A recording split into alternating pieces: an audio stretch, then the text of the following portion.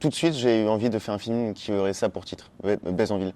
Mais j'avais pas d'idée de scénario, j'avais pas d'histoire, pas de personnage, pas de situation, rien. Alors j'ai dû pas mal bosser, j'ai essayé plein de trucs et c'était un challenge pour moi. Comment je peux raconter un film qui s'appelle Bézanville? Du coup, j'étais bloquée sur Paris et j'avais pas les moyens de prendre un taxi, tu vois, j'étais étudiante. Classique. Et un jour, je me suis acheté ce petit Bézanville et tous les jeudis, j'allais dans un bar et j'essayais de faire des rencontres et puis je m'arrangeais pour dormir sur Paris. Comme ça, plus de problème de transport.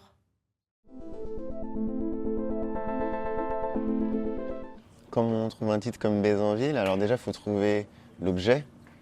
Et quand j'ai appris la connaissance de ce concept de maroquinerie, j'étais assez fasciné quand même parce que ça m'a renvoyé à ma propre expérience de banlieusard. Ce truc d'être un peu coincé une fois que le dernier train est parti. Soit devoir jongler entre les noctiliens, soit devoir trouver refuge, quoi. Et donc, dès que j'ai eu le bac, j'ai commencé un peu à traîner à la capitale. Ben, je me suis muni, sans le savoir, d'un Bézanville. J'avais un brosse à dents, j'avais mon slip propre. Alors je me suis dit, tiens, mais c'est vraiment l'objet qui incarne cette expérience-là. À la banlieue parisienne, c'est ma vie, quoi. J'ai passé toute mon existence dans le même pavillon, dans le même quartier de la même ville, à Chelles, en Seine-et-Marne, et qui me rattache, moi, à un imaginaire plutôt américain de films comme Supergrave ou comme même Donnie Darko, qui se passe en banlieue pavillonnaire. Et effectivement, cette atmosphère-là, elle me remplit de... Je trouve que c'est un terreau un peu presque inépuisable, quoi.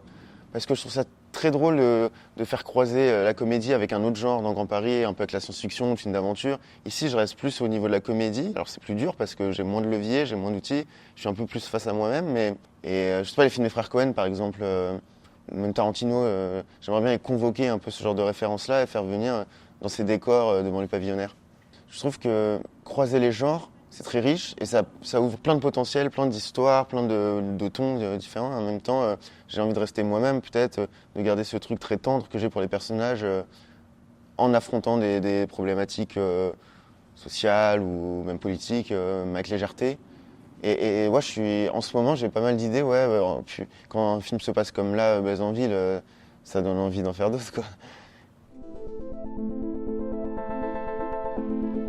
Je pense que je pose un ton. Et en même temps aussi, je me fais plaisir parce que j'adore jouer. Je trouve que ça donne tout de suite une singularité au film, d'autant que je joue pas vraiment ailleurs. Mais c'est aussi que si je jouais pas là, je jouerais jamais.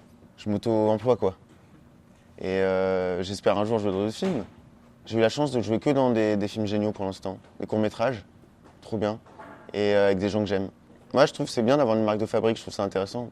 Peut-être qu'un jour, je ferai un truc, mais je prends tellement de plaisir à le faire. Puis même, ça donne une fluidité quand on est sur le plateau pour discuter avec les autres comédiens et comédiennes qui m'entourent. On est ensemble, quoi. Je suis pas derrière une barrière de matos, de techniciens. Non, je suis directement là. Et pour moi, réaliser et jouer, c'est un peu le même geste. Ouais, c'est très fluide. J'essaie de garder des équipes assez réduites quand même si là, j'ai pris un peu par rapport à Grand Paris, j'ai augmenté de taille d'équipe, de budget, de temps de tournage, de tout, à peu près ce que je pouvais augmenter. Non, il y a beaucoup de travail de préparation, notamment avec mon chef opérateur. On a fait beaucoup de films ensemble, enfin beaucoup. Très clair sur ce que je veux a priori, enfin avant le tournage. Et ensuite, on vérifie ensemble les cadres. Puis je répète un petit peu avec les comédiens et puis on y va. Moi, je sais vraiment très bien ce que je veux au jeu. Je regarde pas beaucoup les prises. J'ai l'impression que j'ai un bon ressenti sur le moment. Finalement, je peux me tromper, mais c'est bien aussi parfois de se tromper. Sur ce film, il y a des trucs, je me suis dit c'est la cata, en fait c'est génial. D'autres, j'étais très sûr de moi, en fait j'ai fait de la merde. Et c'est aussi ça la magie, je trouve, du montage, c'est ces surprises-là.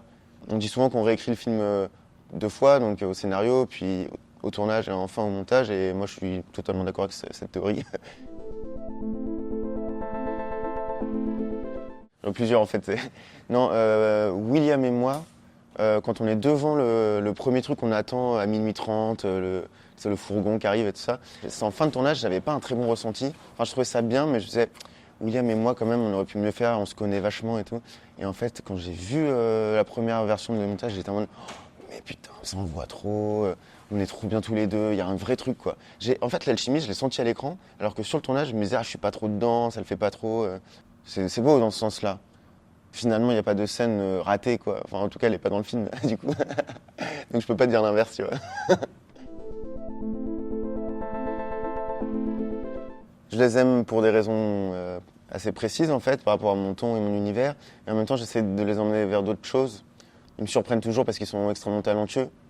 En même temps aussi, entre chaque projet, quand même, ça prend du temps. Donc je les redécouvre à chaque fois et je suis toujours... C'est comme si c'était la première rencontre à chaque fois et je suis toujours hyper impressionné par ce qu'ils proposent. Il n'y a pas de lassitude en tout cas, au contraire. Puis je trouve ça intéressant, moi je suis très fidèle et je trouve ça intéressant de creuser, d'avoir des mêmes têtes qui viennent incarner différents personnages de film en film. Je trouve que ça fait plaisir moi-même quand j'aime bien un réalisateur ou une réalisatrice, de voir d'autres projets, me dire ah il y a encore machin. C'est comme retrouver un peu une famille pour, je sais pas, ou une bande de potes pour partir en week-end quoi. Ça fait un peu ça je trouve. Non, je suis pas très intimidé. Je pense que c'est pour ça aussi que c'est naturel et spontané. Mais évidemment, quand j'ai rencontré Michel, notamment la première fois, puis en fait, le mec est tellement cool que tu oublies tout de suite le stress que tu aurais pu avoir. Je sentais que ça allait le faire parce que je me repose beaucoup sur le feeling humain, quoi. Je fais pas passer d'audition, de casting. Je regarde un peu des interviews, des trucs, je me dis, ou des films. Mais puis après, on se rencontre, on boit un café. Et si je le sens vite. Et pour l'instant, je me suis jamais trompé, je crois. Et à chaque fois, il y a vraiment eu un esprit de trompe et une atmosphère générale entre nous, de beaucoup de tendresse et de bienveillance et d'humour. Et Emmanuel, j'ai l'impression qu'on se connaît depuis toujours, alors que je la connaissais pas avant le tournage. Et on est hyper proches, quoi. Mais parce que aussi, j'ai eu la chance de travailler avec des gens géniaux, c'est ça le truc. Hein. Hyper talentueux et hyper sympa aussi. Moi, je cherche les deux, j'avoue. Bah déjà, ce que je viens de dire sur le montage, en fait, de pas forcément croire la réalité du tournage. Qu'est-ce que j'ai appris d'autre? Je me sens beaucoup plus fort qu'avant, beaucoup plus. Peut-être j'ai pris un peu confiance, je crois, parce que c'était mon premier projet presque dans les clous. Je faisais toujours des trucs un peu à l'arrache, un peu déviants, machin. Je sais que je peux affronter 41 jours de tournage, des stars. Je peux gérer ça. Et ça, j'y croyais pas trop parce que moi, j'avais pas fait d'études ou rien. Enfin, je sais pas si quelqu'un peut être prêt à gérer un truc comme ça. Et ça m'est tombé sur la gueule et j'ai appris que je pouvais affronter une pression comme ça. Ça, je pensais pas, j'avoue.